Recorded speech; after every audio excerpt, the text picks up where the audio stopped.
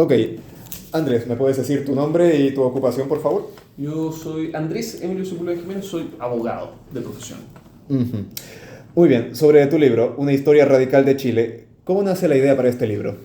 Está contada en las primeras páginas a propósito de una pregunta de mi hijo, pero en realidad yo te diría que ese fue el gatillante. La idea de escribir sobre el Partido Radical nace desde muy temprano en mi militancia, por allá por hace 20 años atrás, porque revisando lo que es la bibliografía del Partido Radical, me di cuenta que no habían libros modernos, cuando digo modernos, post, eh, post golpe de Estado, que retrataban en forma completa la historia de esta tradición política.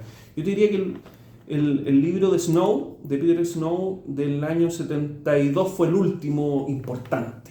¿Ya? Es un cientista político norteamericano de Indiana que escribió 2 libros cuando vino a la zona sur del continente, Radicalismo Argentino y Radicalismo Chileno. Y yo te diría que no hay otro libro, porque en tiempos más modernos está el de Berenguela, hay un de Alfredo Lastra que hizo una condensación del pensamiento radical y socialdemócrata, pero que en realidad es un compendio de artículos antiguos. El de Berenguela se centra más bien en el proceso en que el Partido Radical ingresa a la Internacional Socialista, y el de Rudy Wessel en realidad es como condensa las noticias que aparecieron en prensa que vincularon al Partido Radical como una especie de anecdotario, pero nadie se ha dado el trabajo de contar la historia en términos de la historiografía moderna, por lo menos, ni desde dentro de la casa del Partido Radical, ni desde afuera, y mucho menos los términos que se formulan en este trabajo, que es en términos temáticos. En la página 474 tú dices, el Partido Radical fue el primer partido de izquierda en Chile. ¿Y el Partido Demócrata? No, yo te diría que el Partido Radical, si nosotros lleváramos las claves del siglo XIX a las claves modernas, yo sostengo esa afirmación. El Partido Radical nace a propósito de una asamblea en 1863, en diciembre, pidiendo algo que hoy es muy propio de los estados sociales de derecho, que es el tema de la educación pública, gratuita, laica y obligatoria. Entonces, cuando tú tienes un partido que en su proyecto político parte ubicándose en satisfacer necesidades sociales, y que esa es una cuestión vital del Estado, en donde el Estado juega un rol importante, traído a clave moderna, es muy incipiente de las escuelas revisionistas. Es verdad que Malaquías Concha, en el año 85, se separa del Partido Radical y propone un proyecto político acelerado. También es un partido de izquierda. Pero el Partido Radical es mucho más claro en su proyecto político porque abraza un programa socialista de Estado, no socialista marxista, en 1906. Y después aparecen los demás.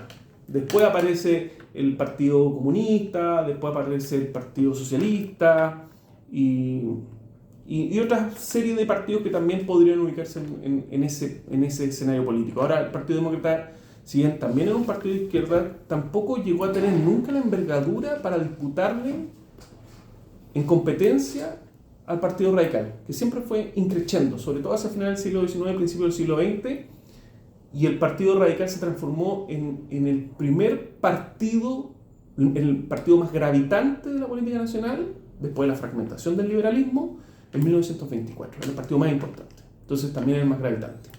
Ahora, ¿cómo pasamos del Partido Revolucionario de Pedro León Gallo al Partido Reformista de Pedro Aguirre Cerda?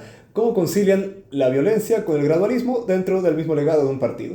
No, es que la violencia no fue parte del origen del Partido Radical. De hecho, claro, Pedro León Gallo hace una revolución constituyente en 1859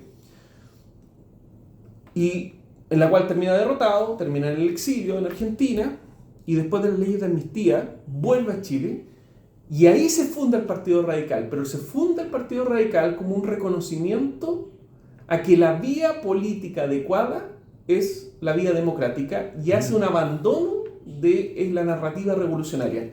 O sea, el origen es, por decirlo de alguna forma, antirrevolucionario. es otro Pedro León Gallo el que llega, un Pedro León Gallo que entiende que no es las armas la vía. Entonces, no es un partido distinto. Nunca Pedro León Gallo fue un tipo belicista en su origen, ¿ya? Y de hecho después compitió electoralmente y fue diputado y fue senador. Murió tempranamente, ese fue el problema. Pero yo te diría que al final las ideas que se sustentaban con el proyecto revolucionario anterior al Partido Radical es el mismo proyecto político que emerge con la aparición del Partido Radical. Uh-huh. ¿Ya? Esta idea de la descentralización, de la educación, de la reforma constitucional son las mismas ideas matrices. Uh-huh. Ahora, entrando al siglo XX, te quería consultar por Carlos Ibáñez del Campo, porque en tu libro tú dices que el Código del Trabajo, el Banco Estado son grandes ideas radicales, pero fueron implementadas en los dos gobiernos de Ibáñez. A esto se suma que tenemos que 3 de los presidentes radicales son, creo yo, fácilmente catalogables como ibañistas. Pedro Aguirre Cerda, Juan Antonio Ríos, Gabriel González Videla. Mi tesis es que la ideología de Ibáñez es lo más parecido que hay al radicalismo. ¿Tú la compartes, la refutas? ¿Qué me puedes decir al respecto? Yo te diría que primero, huevo a la gallina. O sea, las tesis radicales, Ibáñez es un personaje contradictorio en sí mismo. Es un personaje que, teniendo afinidad con la cuestión social, uh-huh, y abrazando la idea de que el Estado tiene un rol importante en la satisfacción de las necesidades sociales, opta por un camino autoritario y desprecia a la clase política. Esa es como la característica principal de Ibáñez. Y en general, los radicales, incluyendo a todos los presidentes, no son personas que tengan un discurso que detesta a las clases políticas. En consecuencia, yo no califico a ninguno de los presidentes, incluso a Juan Antonio Ríos, no los califico como ibañistas adictos. No comparten su proyecto político, no comparten la idea de saltarse las reglas democráticas. ¿Ya? Otra cosa es que hayan sido colaboradores con Ibáñez, y en particular Juan Antonio Ríos, en el periodo de su presidencia, de su primera presidencia, ¿ya? Que yo creo que puede catalogarse también como una especie de autocracia. Pero después, no a Pedro Aguirre Cerda. Pedro Aguirre Cerda, Carlos Ibáñez del Campo intentó hacer un golpe de Estado. Carlos Ibáñez del Campo terminó en el exilio en el periodo de Pedro Aguirre Cerda. Y también con Gabriel González Videla. Lo que sí ellos compartían es que había cierto entendimiento recíproco, porque todos pertenecían a su vez a la gran masonería, ¿ya? Cuestión que también compartían con personajes como Carlos Dávila Espinosa o incluso con el propio Arturo Alessandri Palma, ¿ya? Este es un periodo de la historia en el cual nos gobernaron durante prácticamente 30 años puros presidentes que venían de logias. Y eso es algo que es interesante porque se produce al mismo tiempo en que se seculariza el Estado, en que se separa el Estado de la Iglesia. Entonces, en eso obviamente había mucha coincidencia, pero también había coincidencia con gente de derecha, como lo fue el segundo gobierno de Arturo Alessandri Palma. Uh-huh. Ahora entrando de lleno a los presidentes radicales propiamente tal, Juan Esteban Montero. A Milton Cortés le escuché un análisis muy bueno. Él dice que Montero, un hombre muy legalista, era el hombre adecuado, pero en la época incorrecta. O sea, en términos más concretos, si le hubiese tocado el año 89, habría sido fácilmente Patricio Elwin. Pero el contexto en el que le tocó, el año 32, su moderación, su legalismo, lo tenían condenado a ser derrocado. ¿Tú cómo lo ves? Yo creo que, comparto la idea de que Juan Esteban Montero era un hombre que provenía del mundo académico. Uh-huh. Él era profesor de Derecho en la Universidad de Chile. Era un hombre muy respetuoso del Estado de Derecho, muy respetuoso de las reglas. La etiqueta de legalista es muy apropiada, y porque así lo han dicho también sus biógrafos, ¿ya? En particular su ministro de Educación que retrata en un libro precisamente el golpe del 4 de junio del 32. Pero le tocó un momento en que Chile estaba viviendo una crisis de grandes magnitudes de naturaleza económica. Por una parte tenías todas las consecuencias propias de la caída de la bolsa del año 29 en Nueva York, que repercutieron con fuerza en Chile el año 31 y el año 32, ¿ya? y adicionalmente tenías cierto nivel de ansiedad en el mundo militar de sentirse árbitros de la política, ¿ya? Y esto es compartido tanto por los movimientos nacionalistas que lideró Carlos Ibáñez del Campo, que eran profundamente anticomunistas, como los movimientos socialistas, que estaban también albergados al interior del ejército, ¿ya? Y en particular de la Fuerza Aérea, ¿ya? Y ahí tenemos personas como Marmaduke Negrov, Arturo Merino Benítez y una serie de otras personas que participaban del mundo militar. Entonces, claro, en ese momento Montero estaba rodeado del militarismo, y de hecho llegó al poder con la única fuerza civilista que se expresaba en ese momento, distinta al Partido Liberal, que era el mundo conservador, ¿ya? No hay que olvidar que Arturo Alessandri Palma, a su vez, no era un tipo del todo civilista, ni el mundo liberal, esta Guardia Nacional, que era un movimiento paramilitar muy fuerte que existía a principios de los 30. Entonces, en realidad, la única fuerza civilista era el Partido Conservador y el Partido Radical. Y esa es la razón por la cual van juntos y logran la presidencia. No era posible prever lo que ocurrió después.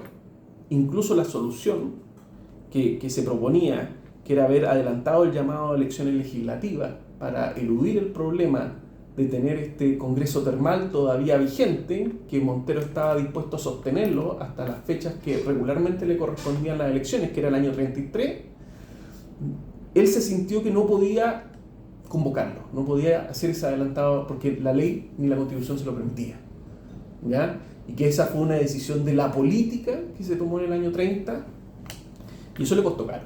Eso le costó caro, pero también porque el ambiente era convulso y había muy poca adhesión a las fuerzas democráticas. Y obviamente este es un contexto que no se da solamente en Chile, sino que se da a nivel global, ¿ya? O sea, Europa se estaba o militarizando o estaba completamente militarizada. Uh-huh. Ahora, Pedro Aguirre Cerda, el gran lema que gira en torno a su memoria es gobernar es educar. Y si uno le pregunta a alguien en la calle, te dirá: Pedro Aguirre Cerda, los gobiernos radicales construyeron escuelas como loco a lo largo de Chile. Si uno ve las cifras, ve que no están así. Ahí, ¿qué nos puedes analizar tú? O sea, yo creo que el proyecto educacional de Pedro Aguirre Cerda sí existió. Él no lo pudo concretar. Uh-huh. Murió antes de que toda la red de escuelas que se pensaron se crearan, y que sumaron el total, una vez terminado esto, más de 600.000 personas en sistemas curriculares regulares, proveídos por el Estado.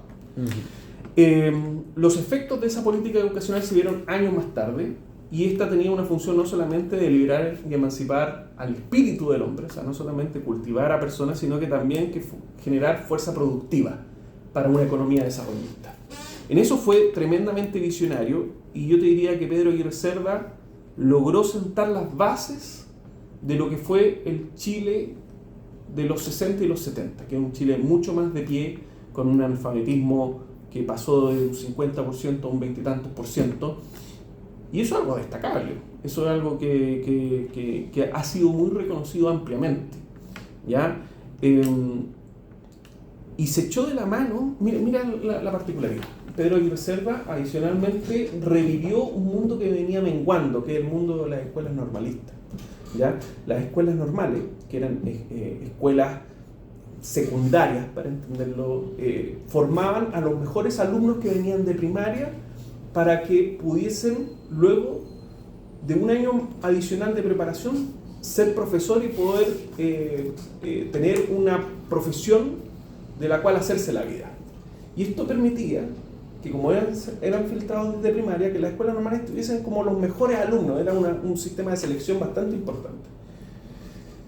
Y esta idea de las escuelas normales se disputaba con otra idea, con el florecimiento de las universidades, de que la carrera del profesor debía ser profesional, ¿vale? Es decir, debía que terminar la escuela primaria y secundaria e ingresar a un régimen regular de educación universitaria, carreras de 8 o 10 semestres, y luego ir a ser profesor.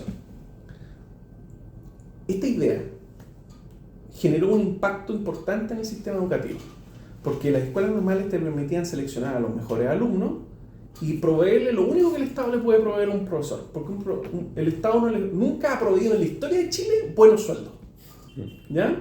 Por el contrario, paga bastante mal. Y cuando tú tienes segregación como el sistema municipal, las municipalidades mejores, pagan mejores sueldos que las municipalidades que tienen menos recursos.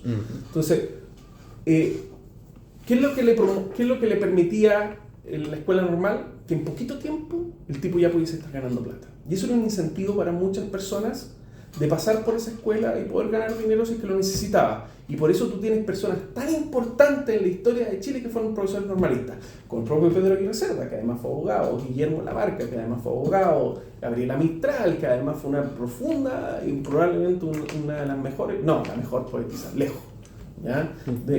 Pero mucha gente venía de las escuelas normales.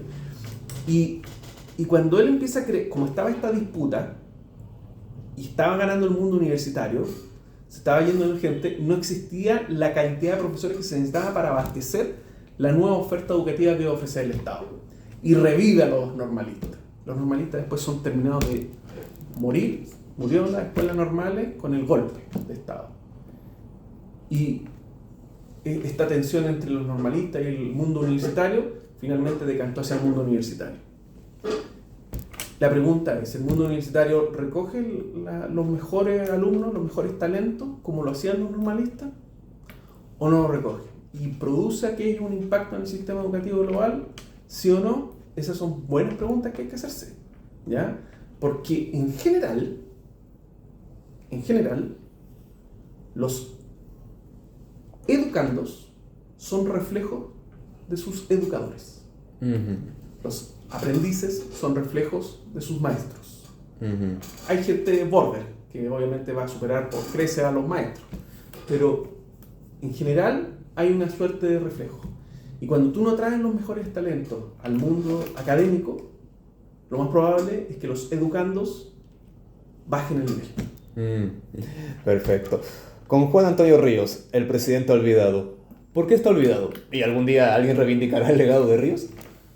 Es que yo creo que el legado de Ríos en cuanto a proyecto político no es diferente al legado que brinda Pedro Aguirre Cerda.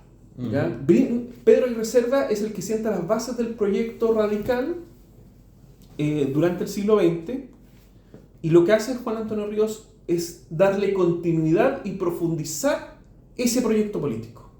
No es que Juan Antonio Ríos tuviese un proyecto político propio, ¿ya? Juan Antonio Ríos es una persona que se mueve más en las dinámicas de poder durante la primera mitad del siglo XX, y cuando se hace de la presidencia, más que implementar ideas propias que ha venido definiendo en el transcurso del tiempo, lo que hace es tomar las ideas que el gran ideólogo del radicalismo había diseñado, que es Pedro Aguirre Cerda, con sus obras literarias, a eso me refiero, la del 29, la del 33, junto con el proyecto político que había diseñado Darío Sala en el año 17, y lo que hace es ponerlo en marcha. O sea, ya había una línea marcada de que Chile iba a avanzar en una economía desarrollista, que iba a profundizar el tema de la industrialización. Los economistas hablan del ISI, de la industrialización en sustitución de importaciones, pero yo te diría que genéricamente, esa es una palabra, un concepto que no aparece en el libro. ¿Por qué? Porque esa es una política reaccionaria fruto de la ausencia de importaciones, porque Chile pasa a tener una crisis económica profunda en el año 29, pero la idea de una economía desarrollista es muy anterior a ese fenómeno, que es un fenómeno muy acotado en los años 30. Está en la idea de los radicales desde el comienzo, incluso desde Balmaceda, ¿ya? Entonces, eso es lo que hace Juan Antonio Ríos. Juan Antonio Ríos puede ser rescatado más que por su proyecto político, por la forma en que él hacía política. Era un personaje tremendamente controversial, que yo creo que tenía una personalidad única en nuestra historia política.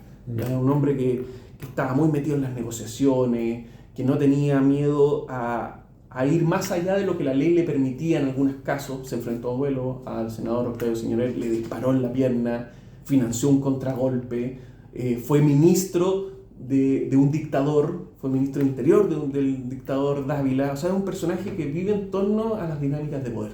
Pero cuando le tocó gobernar, gobernó con el proyecto de Pedro Aguirre Cerda. Ahora, con González Videla, por lo que tú leí, tú sigues la tesis más o menos de Ángel Soto y de Cristian Garay, de su brusco giro al anticomunismo. Se explica más que nada por su profunda vocación internacionalista y porque estaba el contexto global de la Guerra Fría. ¿Nos puedes explicar un poco más sobre eso? O sea, sigo varias tesis, ¿ya? Esa es una. Yo creo que explico como 3 cosas que explican razonablemente su giro hacia el anticomunismo. Primero, la profunda traición que él sintió, porque el Partido Comunista, sus segmentos más ligados a los movimientos sociales, estaban en la calle y le eran obstruccionistas a sus propias políticas. Él quería profundizar esta idea de la economía desarrollista y él sentía como un obstáculo los movimientos sindicales, los movimientos sociales, que exigían más de lo que el gobierno podía dar o más de lo que las propias empresas podían dar en ese estadio evolutivo de Chile.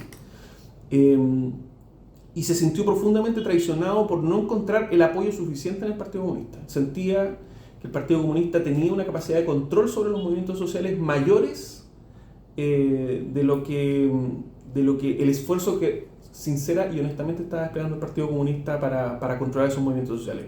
Estaba el concierto internacional, evidentemente, y eso es lo que él plantea en todos sus discursos, ¿ya? Y es lógico que lo plantee, ¿ya? No hay que olvidar que para el año 45 él era embajador en Brasil, y él vio en primera persona el enorme desarrollo que tuvo Brasil después de apoyar a Estados Unidos en la Segunda Guerra Mundial. Y de hecho, Brasil fue el único país latinoamericano que mandó tropas a Italia a pelear en la Segunda Guerra Mundial. Y eso le significó ser parte de un montón de beneficios económicos que vinieron acompañados con el Plan Marshall. De hecho, Brasil armó toda una capital nueva a propósito de eso mismo. Brasilia. Brasilia. Y él quería verse beneficiado porque él quería estar con el ganador, ¿ya? Y obviamente el mundo de la Unión Soviética era un mundo muy lejano, un mundo que estaba industrializándose con fuerza, pero muy lejano a él todavía. Y obviamente él viaja en algún momento en sus primeros años de gobierno a Nueva York. Esto no lo digo en el libro, pero en teoría sufrió una especie de encerrona en donde se le dice o se le advierte que el mundo se va a dividir en dos, el advenimiento de la Guerra Fría, y de que tiene que elegir bando. Y él está más cerca de Estados Unidos y de Brasil que de la Unión Soviética, que está al otro lado del planeta. Entonces, se dice, y esto es lo que él mismo dice en algún momento, él dice: yo prefiero estar con las fuerzas democráticas más que con las fuerzas totalitarias, ¿ya? Lo dice en convenciones ideológicas, lo dice en sus memorias y lo dice en sus discursos, ¿ya? Entonces el concierto internacional está, no es una tesis, es una confesión, ¿ya? Es una declaración que está haciendo Gabriel González Videla. Él dice: nosotros tenemos que estar con las fuerzas democráticas, ¿ya? Pero yo creo, conociendo el carácter de Gabriel González Videla, o haberme acercado a lo que pudo haber sido su carácter, un carácter bastante apasionado, bastante bipolar, por así decirlo, muy sujeto al adulo, defecto que él mismo reconoce en sus memorias. Yo creo que fue el tema de la traición, del sentirse traicionado, fue más preponderante que cualquier otro elemento. El resto sirvieron como justificaciones fuertes también, adicionales, pero yo creo que fue el tema de sentirse traicionado o boicoteado por sus propios aliados como el elemento preponderante. Y reaccionó como se espera de un hombre muy apasionado. No solamente lo sacó del gobierno, no solamente primero les quitó el gabinete, lo sacó del gabinete, después lo sacó del gobierno, ¿ya? Después los declaró ilegales y después los persiguió.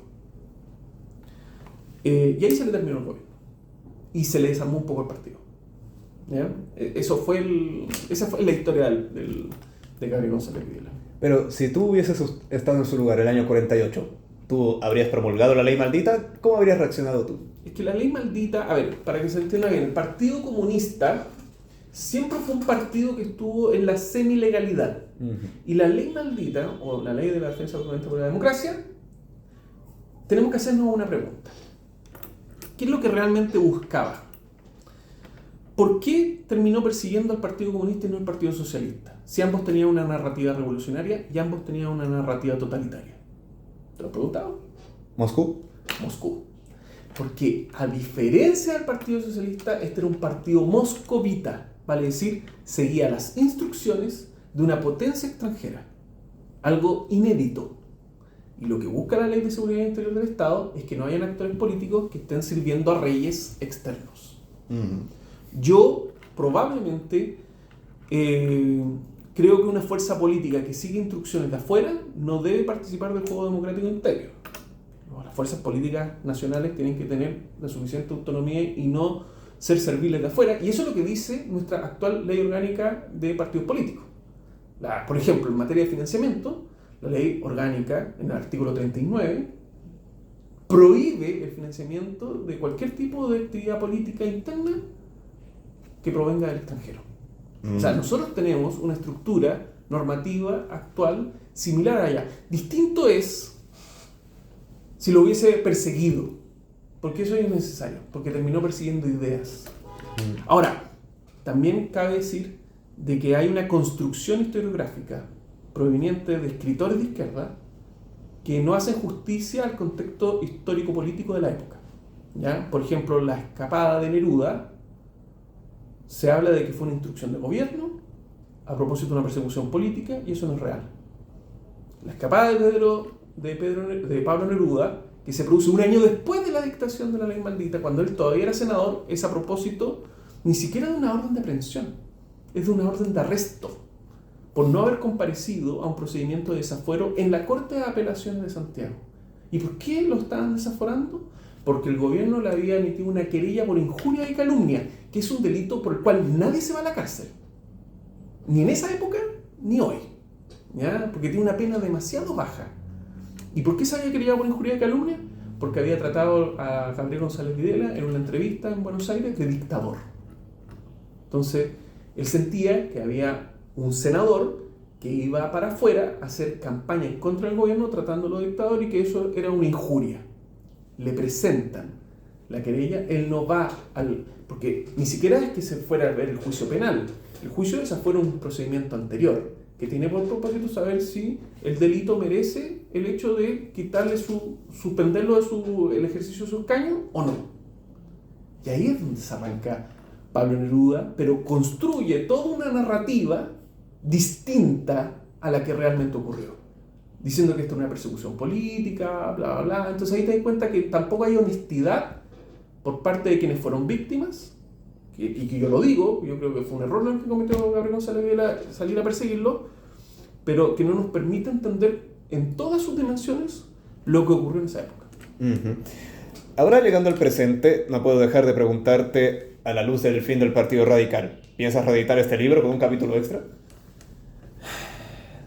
Me lo han preguntado varios, porque se publicó recién ahora, apareció a la venta en noviembre, y exactamente 10 días después de que apareció a la venta y a la distribución, el partido cayó en causal de disolución. Evidentemente amerita una explicación mayor atendido a la contingencia, y eso podría significar algunas líneas adicionales, que podrían ser muchas más líneas adicionales, porque el Partido Radical pretende en todos sus estamentos reinscribirse, porque se entiende que una tradición política como el radicalismo no muere con la muerte de su persona jurídica o la cancelación de su persona jurídica. Es muy difícil, ¿ya? Y terminó muriendo por cuestiones más de carácter administrativo, mala gestión local, qué sé yo, más que una pérdida de su domicilio político. Su domicilio político, el mundo de la socialdemocracia, sigue siendo un domicilio muy rico, muy fértil para el mundo de la izquierda. Sí, merece una explicación mayor. De todas maneras, se retrata en el libro, hasta diciembre del año 2024, el estado de decadencia que estaba viviendo el Partido Radical, a no encontrar un propio rumbo, a no encontrar su propia identidad. Y de hecho, en el anverso del libro, ¿me lo permite? Dice que este partido logró en múltiples ocasiones el prestigio de dirigir el rumbo al país. Un partido con 4 presidentes de la República. Y además acompañó a muchos otros presidentes de la República. Dice, luego, en otras, sobreviviendo el autoritarismo y la represión. ¿Ya? Y estoy hablando de las deportaciones que hacía Ibáñez, estoy hablando de la dictadura entre 1973 y 1990. Y finalmente digo, y más recientemente, marcando un agónico paso sin un destino claro. Que yo te diría que es lo que marca la historia de esta colectividad en los últimos 20 años. O sea, la falta o la ausencia de un programa político distinguible como lo era a mediados del siglo XX, en un espacio que está invadido por otras fuerzas políticas, que a diferencia a principios del siglo XX nadie le disputaba el mundo de la socialdemocracia al Partido Radical, con la falta de liderazgo y con la incapacidad de una colectividad tan añosa como esta, de incorporarse a la política moderna, de digitalizar sus procesos, de modernizar sus procesos. Siguió funcionando como un partido del siglo XX, y yo te diría que el fracaso que vivió en noviembre del 2025 fue el fracaso de un partido del siglo XX. Y si el Partido Radical quiere sobrevivir, debe aprender a adaptarse, y para adaptarse tiene que transformarse en un partido del siglo XXI. Una última pregunta, Andrés. ¿Cuándo nace el Partido Radical? ¿Cuándo renace? ¿2030? ¿Ahí lo veremos reinscrito? Yo te diría que va a renacer entre el 2026 y el 2027, por una cuestión técnica. El partido todavía existe y sobrevive. Su persona jurídica todavía paga la luz, todavía paga las contribuciones, todavía paga los sueldos. Técnicamente el partido se ve cancelado en su persona jurídica 30 días corridos después de que él es notificado por el director del servicio electoral la calificación que hizo el Tribunal Electoral de las elecciones parlamentarias, informando de la causal de disolución de no haber alcanzado el umbral del 5%. Este plazo de 30 días es impugnable, existe para impugnar eventualmente esa resolución, lo que podría retrasar la cancelación, porque hay un procedimiento propio que se hace en el Tribunal Electoral. Pero si nada se hace y se cancela, en miras de competir en las próximas elecciones municipales, tienen que iniciar inmediatamente un proceso de reinscripción, que está arreglado en la ley. Y este procedimiento implica que 100 personas independientes inscriban un nuevo partido radical y van a tener 210 días, equivalente a 7 meses, para conseguir a lo menos el 0.25% de los representantes, equivalente a los últimos electores de la última elección parlamentaria, a lo menos en 3 regiones continuas o en 8 regiones discontinuas. Y ahí reaparece el Partido Radical. Y eso podría ocurrir, si tú sacas las cuentas, a finales del 2026 o durante el 2027, en la medida en que aquellos que empujen ese proceso logren generar un proyecto que le dé sentido, le dé continuidad, pero por sobre todo sea atractivo para la gente, que responda a las necesidades actuales. Y yo percibo que la gran dificultad que tiene hoy día el Partido Radical para volver a tener fuerza es que el espíritu de la época es complejo. El espíritu de la época hoy en día nos está arrastrando a alternativas más autocráticas, con menos adhesión a los derechos fundamentales, con menos adhesión al sistema democrático, y que sobre todo sean más personalistas. Una de las características de este libro es una imagen que se ve en la portada. Este es un proyecto colectivo de muchas personas. Tantas personas que no caben solo en una página.